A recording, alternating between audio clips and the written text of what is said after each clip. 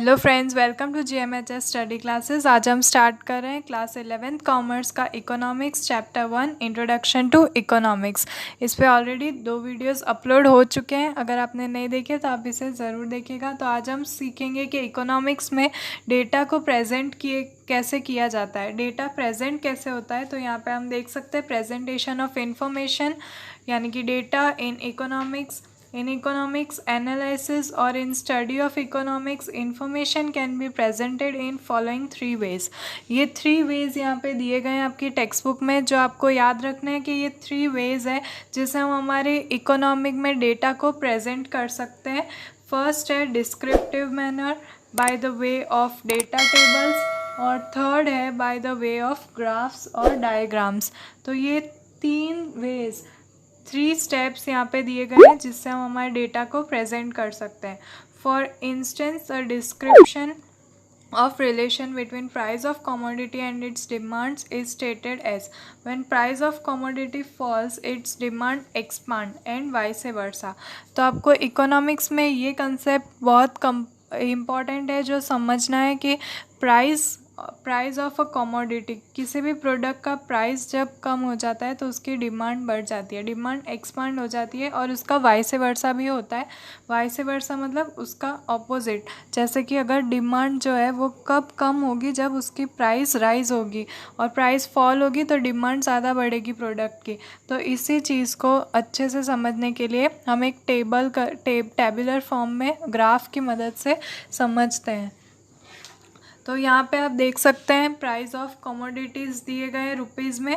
अगर एक प्रोडक्ट की प्राइस, एक कमोडिटी की प्राइस जब 20 रुपीज़ थी, आप अगर कोई भी मार्केट से प्रोडक्ट परचेज़ कर रहे हैं, अगर वो 20 रुपीज़ का है, तब उसकी एक दिन में 20 यूनिट सोल्ड हुई है। उसकी सेल्स 20 यूनिट्स की थी पर डे पर।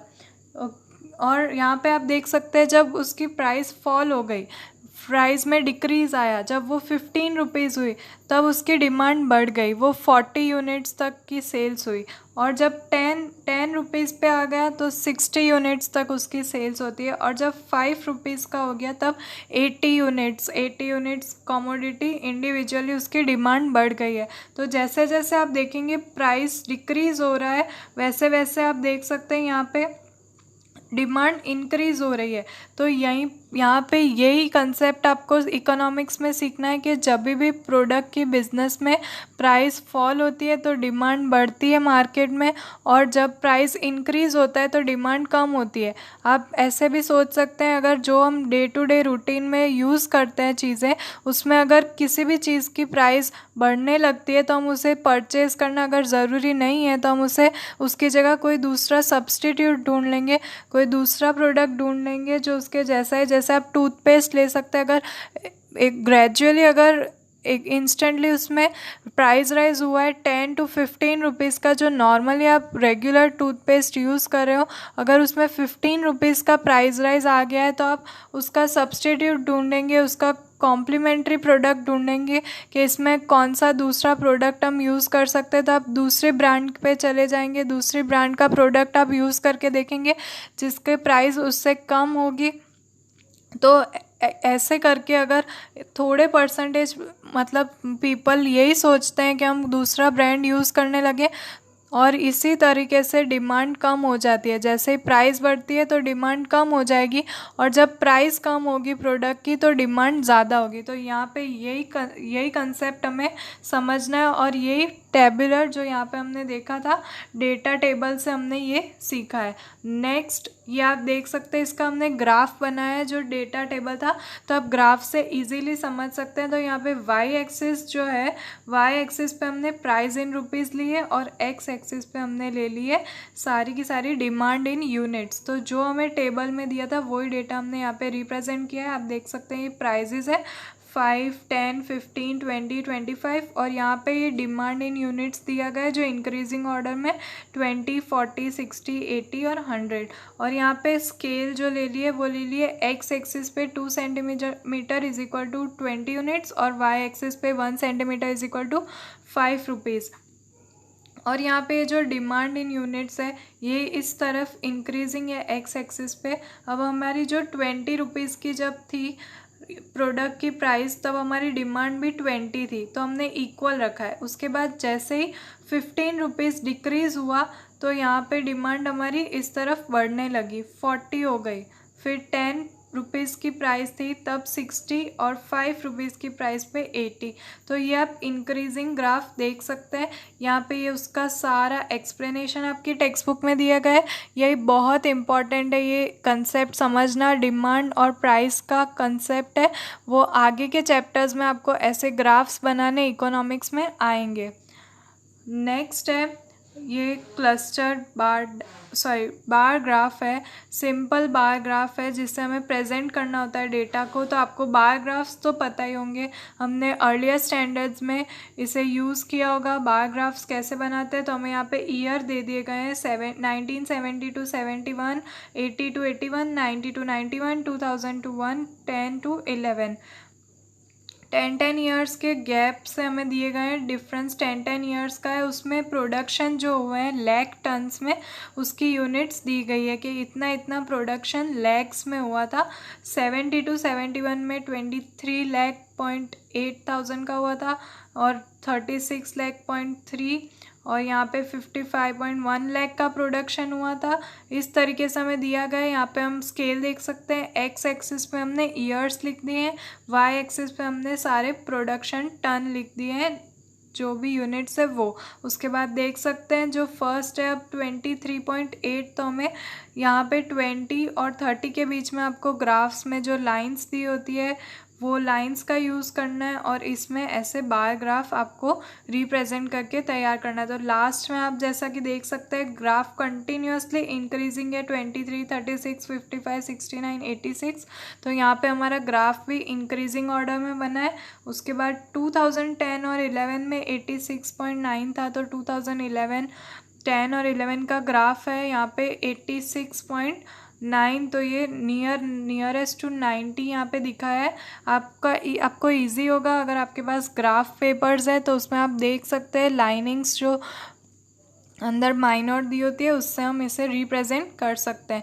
तो ये 2 मेथड्स हो गई है। और अब थर्ड है क्लस्टर बार डायग्राम। अब आप यहाँ पे देख सकते हैं 3 कैटेगरीज एक साथ दे दी गई है, एक ही ईयर में 3 कैटेगरीज दे दी गई है। ये है literacy rate in Gujarat in percentage दिया गया है कि लिटरेसी रेट गुजरात में कितना था, कौन से ईयर में, मेल फीमेल और टोटल में। तो अब हमें यहाँ पे देखना है, ईयर भी दिखाना है, मेल फीमेल भी दिखाना है और टोटल भी दिखाना है। तो फर्स्ट हम देखेंगे 1951, 61, 10 ईयर्स के गैप से डिफरेंस से दिया गया है। मेल की लिटरेसी रेट दी है 30.17, फीमेल की दी है 12.79, ऐसे 2011 तक। और सारा टोटल लिटरेसी रेट भी दिया है।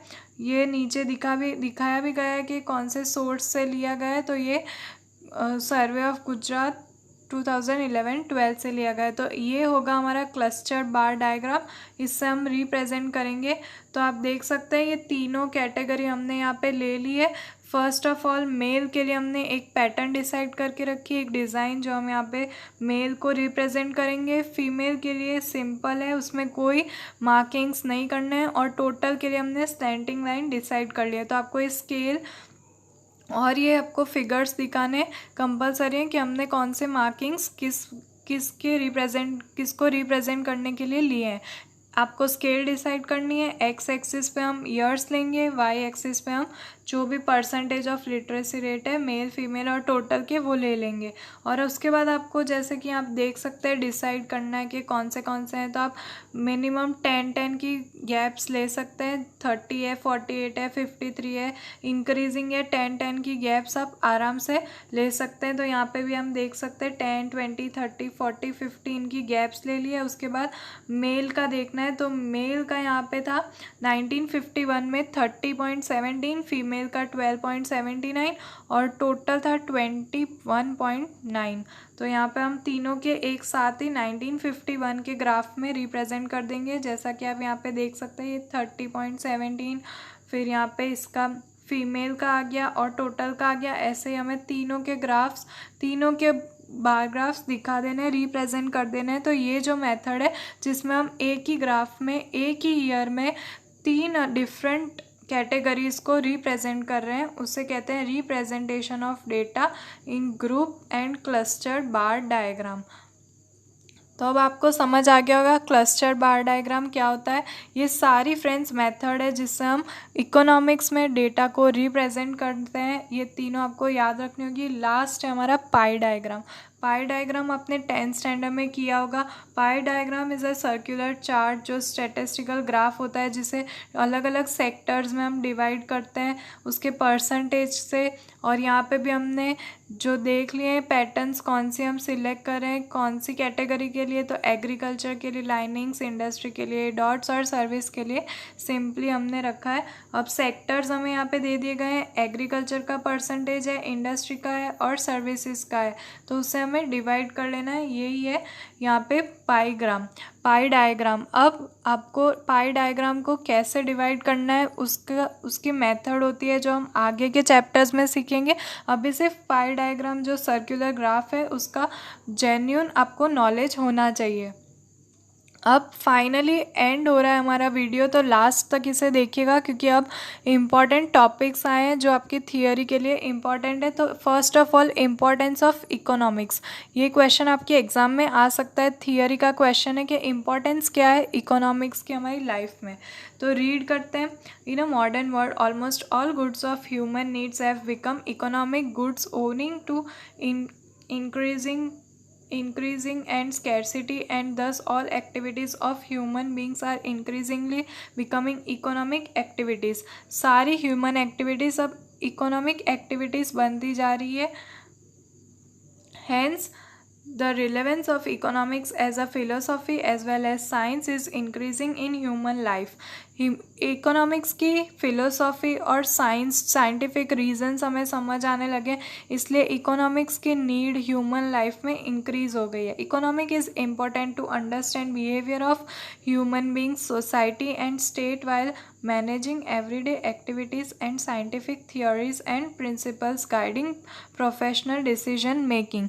ये हमारे प्रोफेशनल को, हमारे बिजनेस को गाइडिंग प्रिंसिपल्स भी देखते हैं। गाइडिंग प्रिंसिपल्स मतलब हमें गाइड करते हैं कि हमें हमारा बिजनेस कैसे रन करना चाहिए। अब हमें प्रेजेंटेशन ऑफ डेटा सीखा, प्राइस और डिमांड में जो रिलेशन है वो सीखा, तो ये सब हमारे गाइडिंग प्रिंसिपल्स है कि हमें प्राइस कैसी रखनी चाहिए तो हमारी डिमांड इंक्रीज़ होगी। डिमांड इंक्रीज़ हुई मतलब हमारा सेल्स बढ़ा और लास्टली हमारा प्रॉफिट बढ़ना चाहिए। तो इकोनॉमिक्स हमारे बिजनेस में गाइडिंग प्रिंसिपल है और यही उसका इम्पोर्टेंस है। अब ये इम्पोर्टेंस को दो पार्ट्स में डिवाइड कर दिया गया है। फर्स्ट है एवरीडे बिहेवियर, हर एक दिन के बिहेवियर के ऊपर इकोनॉमिक्स को स्टडी किया गया है। उसमें भी फर्दर दो पार्ट्स में डिवाइड किया गया है। फर्स्ट है इंटरनेशनल इवेंट्स और दूसरा है हिस्टोरिकल इवेंट्स। तो मैं आपको डिटेल में दोनों को समझा देती हूँ। तो देखिए फर्स्ट है एवरीडे बिहेवियर, तो हम कौन से बेसिस पे से ले रहे हैं वो देखते हैं। It is useful in understanding everyday behaviour of human being, society and state while managing routine task. Routine task को बेसिस रख के यहाँ पे ये दो और इवेंट्स को जनरेट किया गया है। Economics help in understanding everyday behaviour in following veg. अब फॉलोइंग वेज दिखाए गए हैं, तो उसमें भी टू वेज है हमारे पास, एक इंटरनेशनल इवेंट्स और एक हिस्टोरिकल इवेंट्स। तो दोनों को देख लेते हैं। तो ये आप फिर से याद कर लीजिए, ये इंपॉर्टेंस ऑफ इकोनॉमिक्स में आएगा। फर्स्ट ऑफ ऑल हमें इतना इंट्रोडक्शन पार्ट दे देना है कि इकोनॉमिक्स क्या है, उसका मीनिंग बता देना है। उसके बाद फर्स्ट हम दिखाएंगे कि कौन से बेसिस पे कर रहे हैं। तो हम एवरीडे बिहेवियर, उसमें फर्स्ट है international events. Some international events affect lives of people in several countries like USA, Russia, China, etc. People try to understand the impact of rise in price of crude oil in international market on their own cost of living. People also try to understand why some countries are more developed and other are less developed. तो आप difference देख सकते हैं कि यहाँ पे develop countries के नाम दिए गए, यूएसए, रशिया, चाइना। आपको पता होगा ये कौन से लेवल पे है, ये सारी डेवलप्ड कंट्रीज़ है। और इंडिया है वो अभी डेवलपिंग कंट्रीज़ में आता है। ये सारी डेवलप कंट्रीज़ है, वहाँ पे स्टैंडर्ड लिविंग ऑफ पीपल ये सब देखा जाता है। लिविंग स्टैंडर्ड ऑफ पीपल, उनका स्टेटस कितना हाई होता है, वहाँ की पुअरिटी कितनी है, वहाँ पे पुअर पीपल कितने हैं, वहाँ का लिटरेसी रेट कितना है, ये सब चीज़ें कंसिडर करते हैं। तब हमें पता चलता है कि डेवलप कंट्री है या डेवलपिंग कंट्री है, उनकी बेसिक नेसेसिटीज़ फुलफ़िल हो रही है या नहीं। ऐसे अलग अलग स्टेजेस होते हैं जिससे पता चलता है कि कंट्री डेवलपिंग है या डेवलप है। तो यहाँ पे जो नाम दिए गए हैं ये सारे जो है ये इंटरनेशनल इवेंट्स में इसलिए लिए गए हैं क्योंकि ये सब डेवलप कंट्रीज़ के हैं, डेवलप कंट्रीज़ के। पीपल ट्राई टू अंडरस्टैंड, यहाँ पे हम इम्पैक्ट देख सकते हैं प्राइस ऑफ, जैसे क्रूड ऑयल है जो इंटरनेशनल मार्केट में अपनी ओन कॉस्ट ऑफ लिविंग पे चलता है। अब ये हमें समझना है कि ये डेवलप कंट्रीज़ के लिए इजी क्यों होता है और लेस डेवलप कंट्रीज़ के लिए थोड़ा डिफ़िकल्ट होता है। Thus in modern times with increasing information available to public owing to continuous improving technology, the scope of economic in everyday's life is expanding। तो इकोनॉमिक्स की वजह से ही हम ये समझ सकते हैं कि हमारी कंट्रीज डेवलप्ड है, डेवलपिंग है, कौन सी नीड्स हमें फुलफ़िल करनी चाहिए। तो ये था इंटरनेशनल इवेंट्स पे हमने समझा कि हमें everyday day to day life में इकोनॉमिक्स को कैसे एक्सपैंड करना चाहिए। अब दूसरा है understanding historical events. Historical events में क्या समझना है? Knowledge of economics helps to understand historical events better. हमें जो नॉलेज मिला इकोनॉमिक्स का वो हमें हिस्टोरिकल इवेंट्स को अच्छे से समझने की शिक्षा देता है। Economics helps to understand better the reason behind wars, the entry of East India Company in India for trade and the resultant British Raj. तो हम ये समझ सकते हैं कि हमारी इकोनॉमिक कंडीशन क्या थी। इकोनॉमिक्स से हमें हेल्प मिलती है कि हमारी कंट्री में ईस्ट इंडिया कंपनी क्यों एस्टेब्लिश हुई थी, क्यों वॉर्स हुए थे, क्या उस टाइम इकोनॉमिक कंडीशन हो गई थी, कितना लॉस हुआ था, हमारे कितने सोल्जर्स गए उसमें, हमारी कंट्री को फाइनेंशियली क्या पोजीशन आ गई थी, ब्रिटिश राज आया तो उसमें इकोनॉमिकली क्या ग्रोथ हुई है। ये सब हमें इकोनॉमिक्स की हेल्प से समझने को मिलता है कि ये हमारी हिस्टोरिकल इवेंट्स को हमसे अच्छी तरह जान सकते हैं हम उसे। India's revolt against goods made in England during British rule, labour movement etcetera. तो आप ये सोच सकते हैं कि हमने ब्रिटिश रूल के टाइम पे क्यों ब्रिटिश इंग्लैंड में जो गुड्स बने थे, जो प्रोडक्ट्स थे, उनको क्यों यूज़ करना बंद कर दिया था, उनका बॉयकॉट क्यों किया गया था, ताकि इंडिया की इकोनॉमिक ग्रोथ हो। अगर यहाँ की कंपनी उसे परचेज प्रोडक्ट को हम उसे परचेज़ करेंगे जो यहाँ की कंपनी प्रोड्यूस कर रही है तो इंडिया की इकोनॉमी बढ़ेगी। जब यहाँ पे उल्टा हो रहा था कि जब हम इंग्लैंड के प्रोडक्ट्स परचेज़ कर रहे थे तो वहाँ की ग्रोथ, उनकी इकोनॉमिक ग्रोथ मजबूत हो रही थी, इसलिए हमने उसको बॉयकॉट किया था। तो ये सब हिस्टोरिकल इवेंट्स है जिससे हम इकोनॉमिक को अच्छे से समझ सकते हैं, उसके इम्पोर्टेंस को समझ सकते हैं। उसके बाद इकोनॉमिक इम्पोर्टेंस का ये दूसरा पार्ट है, आप आपकी टेक्स्ट बुक में देख सकते हैं। नेक्स्ट जो है ये सेकेंड है। हमने फर्स्ट जो सीखा था वो एवरीडे बेसिस पे सीखा था। यहाँ पे डिसीजंस मेकिंग बाय इंडिविजुअल्स। अब हर एक अलग अलग सोच रखता है तो वहाँ पे इंडिविजुअल्स के डिसीजंस को यहाँ पे कंसिडर किया गया है। People from all walks of life like households, lawyers, actors, singers and other try to get maximum gains from the efforts which they make। अब हाउस होल्ड वर्क हो, लॉयर्स हो, एक्टर्स हो, सिंगर्स हो या फिर कोई बिजनेसमैन हो, सब यही सोचते हैं कि वो मैक्सिमम गेन करें, मैक्सिमम प्रॉफिट अर्न करें, मैक्सिमम इनकम अर्न करें, जो भी वो एफर्ट्स कर रहे हैं उसके लिए। They try to manage their time and resources in an optimum manner to increase their gains. वो ये देखते हैं कि उनके रिसोर्सेज बढ़े ताकि उनकी गेन्स भी बढ़े। In a way they all indulge in economic decision making knowingly और अननोइंगली। वो नोइंगली या अननोइंगली इकोनॉमिक डिसीजंस लेने के लिए मजबूर हो जाते हैं, ऐसी पॉलिसीज़ निकालते हैं ताकि उनको प्रॉफिट अर्न हो। Understanding government policies. अब इकोनॉमिक्स पे गवर्नमेंट पॉलिसीज़ भी है, वो भी समझ लेते हैं। To understand various policies of state like tax policy, wage policy and so on, knowledge of economics is useful. अब टैक्स पॉलिसी, जो हम टैक्स पे करते हैं, वो सब को समझने के लिए हमें इकोनॉमिक्स का नॉलेज होना चाहिए। अब आप देख सकते हैं जीएसटी इंट्रोड्यूस हुआ, तो इंट्रोड्यूस होने के पीछे क्या रीजंस थे। जो इकोनॉमिक को समझ चुका होगा, जिसे इकोनॉमिक्स का नॉलेज होगा, उसे जीएसटी का इम्पोर्टेंस पता होगा और उसके बेनिफिट्स एडवांटेजेस वो अच्छे से समझ सकता होगा। लेकिन एक नॉर्मल पर्सन जिसे अभी तक इकोनॉमिक्स का इम्पोर्टेंस नहीं पता कि जीएसटी कितनी हेल्पफुल है और इंट्रोड्यूस होने के बाद उसके बेनिफिट्स क्या क्या हैं, उनको वो सही नहीं लग रहा है डिसीजन। तो यहाँ पे हम देख सकते हैं सारी टैक्स पॉलिसी, वेज पॉलिसी, वो सब यूज़फुल है इकोनॉमिक्स को समझने के लिए। People take decision according to the bank rates declared by Reserve Bank of India. Repo rates and reverse repo rates guide decision making regarding saving and investments. तो अब repo rates और reverse repo rates ये banking का एक example दिया गया है यहाँ पे। ये रेपो रेट्स और रिवर्स रेपो रेट्स होती है जो आरबीआई डिसाइड करता है। आरबीआई की guidelines, Reserve Bank of India वही सारी गाइडलाइंस डिसाइड करता है कि इंडिया में जितने भी प्राइवेट और नॉन गवर्नमेंट बैंक्स है या फिर गवर्नमेंट बैंक्स है, वो इन्हीं गाइडलाइंस पे वर्क करेगी, इन्हीं गाइडलाइंस पे परफॉर्म करेगी।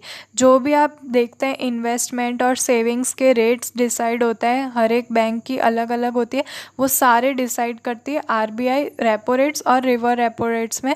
ये सिर्फ एक जेन्युइन आपको इंट्रोडक्शन था, एग्जाम्पल था, ये समझाने के लिए इकोनॉमिक्स का इम्पोर्टेंस। रिवर्स रेपो रेट्स और रेपो रेट्स डिटेल में फर्दर आगे भी चैप्टर्स आएंगे, उसमें इसका डिटेल एक्सप्लेनेशन होगा। तो लास्ट अब आ रहे हैं हमारे वीडियो की एंड के तरफ। तो यहाँ पे हम देख सकते हैं प्रोफेशनल डिसीजन मेकिंग। तो ये भी आपको अच्छे से पढ़ लेना है। प्रोफेशनल डिसीजन मेकिंग क्या होता है? Economic is useful in knowing scientific principles and theories which guide professional decision making. Revenue and cost as well as demand and supply are concepts which are used in all types of economic activities. Certain theories of economics helps in business in day-to-day decisions pertaining to price determination, wages determination, employment of various factors of production and so on. तो ये सब चीज़ें पे economics apply होती है। Economics का काम होता है, economics provide knowledge regarding the impact of certain decisions. For example it provide insight in questions like what happens if price is reduced in market with very high degree of competition. Economic is a science which provides insight for day-to-day decision making. All human beings plays roles as consumer, producer या फिर labour for time to time in life. तो हम सारे जो human beings है वो ये 3 role play करते हैं। या तो हम कंज्यूमर होते हैं, प्रोडक्ट यूज़ करने वाले होते हैं, या फिर हम एक प्रोड्यूसर होते हैं, या फिर हम लेबर होते हैं जो सर्विस प्रोवाइड करते हैं day to day times to time में। Economics help them to take relation decision for maximising gains और बाय मिनिमाइजिंग कॉस्ट। तो ये था फ्रेंड्स हमारा चैप्टर पूरा यहाँ पे कंप्लीट हो गया है, इकोनॉमिक्स का चैप्टर नंबर 1। तो फ्रेंड्स मिलते हैं हमारे नेक्स्ट वीडियो में जब हम चैप्टर नंबर 2 स्टार्ट करेंगे। तब तक के लिए गुड बाय।